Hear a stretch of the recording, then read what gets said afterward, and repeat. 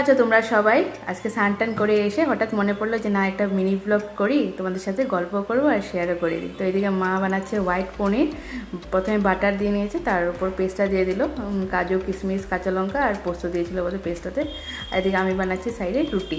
তো এই রেসিপিটা খুবই ইজি। আর এদিকে আমার তাওয়াটা তো গরমই ছিল, রুটি সেঁকছিলাম না একটু আগে। তো এটার মধ্যে মা কসুরি মেথিটা দিয়ে এখন গুঁড়োগুলো দিয়ে দেবে।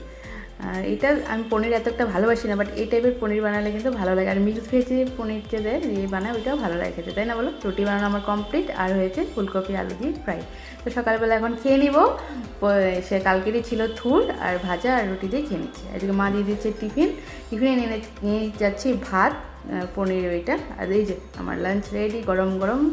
আর এদিকে মা ধোয়াধুয়ি চলছে, কারণ কালকে আমাদের ঘাট কাজ আছে, মানে কামানি।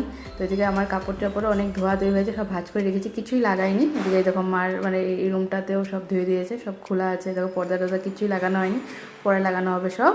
এদিকে ভাবলাম আজকে আমার হাতে না অনেকটা সময় আছে, কাপড়ও ধুয়েছি। কখনো কখনো এরকম হয় যে দেরি হয়ে যায় সব কাজ, আবার কখনো জলদি জলদি হয়ে যায়, তাই না? কেনই তো ঘোরাতে নিলে বিরাট খুশি। রৌদ্রও উঠেছে, তো আমার তো কাপড় মেলা এসে স্নান করে এসে মেলে দিয়েছি। মা এখন মেলছে, কারণ মা কাপড় ধুয়ে এসে রান্নাঘরে ঢুকে গেছিলো, না হলে আমার দেরি হয়ে যেত অফিস যেতে। তো সেটাই মা এখনই মেলছে সব কাপড়, আর আমি যাচ্ছি অফিসে। আর কি ডিউটি শুরু তাই না? তো এই যে পৌঁছে গেলাম, কাজে লেগে পড়ি, আবার দুপুরে দেখা হচ্ছে।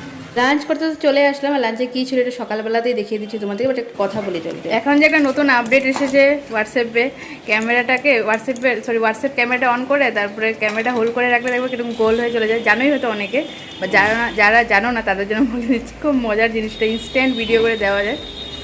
তো চলে এখন লাঞ্চ করতে চলে এসেছিলাম, লাঞ্চ করে নিই।